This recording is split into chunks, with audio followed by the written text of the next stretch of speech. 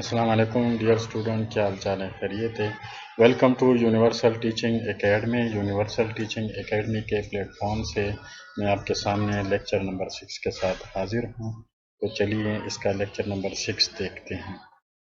Lecture number 6 में हम time period and frequency of spring mass system को पढ़ने जा रहे हैं। यानी हमने पिछले लेक्चर में mass motion of mass attach to spring को पढ़ा था। अब उसका जो टाइम पीरियड है और फ्रीक्वेंसी, इसको कैलकुलेट करते हैं। इनके जो फार्मूलेज हैं उनको डिराइव करते हैं कि वो कैसे डिराइव होते हैं। तो चलिए शुरू करते हैं। The acceleration of an oscillating body can also be given by A is equal to acceleration is equal to minus omega square x। x क्या है? डिस्प्लेसमेंट है। और ओमेगा क्या है? ओमेगा यहाँ पे एक वैल्यू है। अगर आप गौर से देखें, ये जो एक्सेलरेशन है, अगर एक बॉडी ऑसिलेटरी मूवमेंट कर रही हो लेकिन वो सर्कल में कर रही हो, तो यहाँ पे उसकी जो एक्सेलरेशन है यानी एंगुलर, आप यूँ समझ लें कि एंगुलर जो एक्सेलरेशन है वो किस चीज़ के बराबर है? वो बराबर है माइनस ओमेगा स्क्वायर एक्स। अब ओमेगा क्या चीज़ है? ओमेगा एक्चुअली 2 पाई एफ के बराबर होता है। अगर आप सर्कल का गौर से देखें, उसके जो एंगल्स को अगर आप गौर से देखें तो वो कितना बनता है? वो 2 पाई एफ बनता है। ठीक है जी। तो यहाँ पे अगर आप गौर से देखें तो f आपके पास क्या है? ये 1/t के बराबर है। तो f की जगह पे अगर आप 1/t लगा रहे हैं तो ये क्या बनेगा? 2 पाई डिवाइड बाई t। तो हमारे पास एक्सेलरेशन किस चीज़ के बराबर आ रही है? Angular acceleration. तो ये 2 पाई डिवाइड बाई t के बराबर है। अब अगर इसी वैल्यू को हम इसी इक्वेशंस के अंदर लगा दें तो a बराबर है यहाँ पे माइनस ओमेगा स्क्वायर एक्स।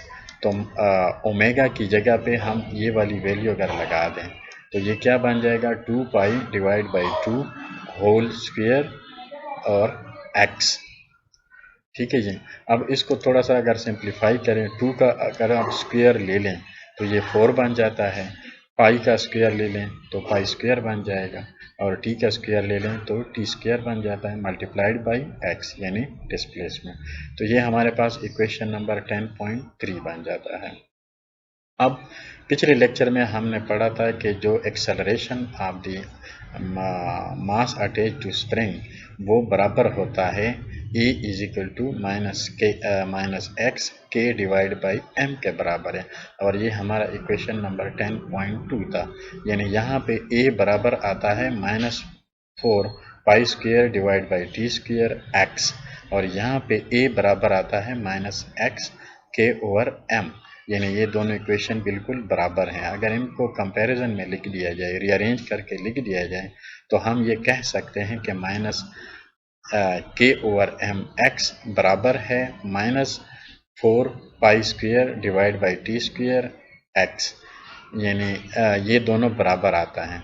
अब अगर इसको और से देखें तो यहाँ पे माइनस है और यहाँ पे माइनस है, ये दोनों माइनस कट जाते हैं, और जो x है वो भी कट जाते हैं। यानी दोनों इक्वेशंस के दोनों साइडों पे x मौजूद है।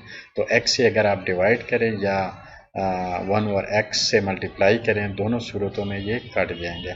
तो हमारे पास क्या बच जाएगा? k over m is equal to 4 pi square divide by T square. अब इनको अगर आप क्रॉस मल्टीप्लिकेशन करें और थोड़ा सा सिंप्लीफाई करें तो टाइम पीरियड हमारे पास बराबर आता है 2 pi m over k under the root. तो ये हमारे पास time period of the spring mass system आता है, जो हमारा इक्वेशन नंबर 10.4 है।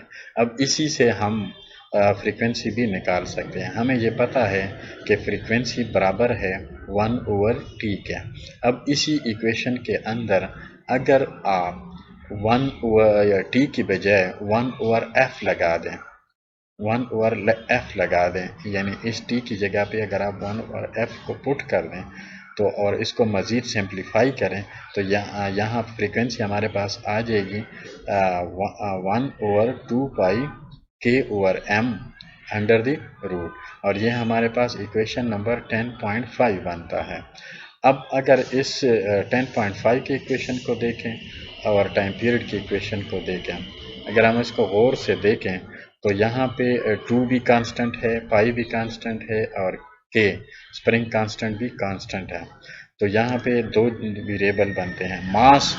मास जो है ना किसी बॉडी का वो चेंज हो सकता है। तो अगर किसी बॉडी का मास को हम चेंज करें, यानी अगर उसको बढ़ा दें तो यहाँ पर हमारे पास जो टाइम पीरियड है वो भी बढ़ता रहेगा। लेकिन यहाँ पे जो 2 है वो भी कांस्टेंट है, पाई भी कांस्टेंट है और के भी कांस्टेंट है। अगर हम मास ऑफ द बॉडी को चेंज करना चाहें, अगर उसको बढ़ाएंगे तो फ्रीक्वेंसी नंबर ऑफ साइकिल्स कम होगी। यानी टाइम पीरियड का और मास का आपस में डायरेक्टली रिलेशन है और फ्रीक्वेंसी का और मास का आपस में इनवर्स रिलेशन है। अब अगर इस पैराग्राफ को थोड़ा गौर से पढ़ें तो it is clear that increasing mass of the body attached to the spring will increase its time period and decrease its frequency, यानी ये एक दूसरे के उलट हैं।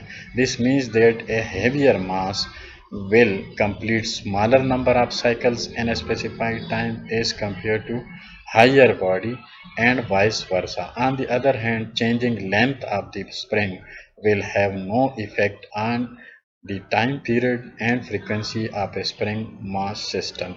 अब लेंथ का चूंकि जिक्र ही नहीं है इस फार्मूले में तो लिहाजा ये उसको इफ़ेक्ट नहीं करेगी।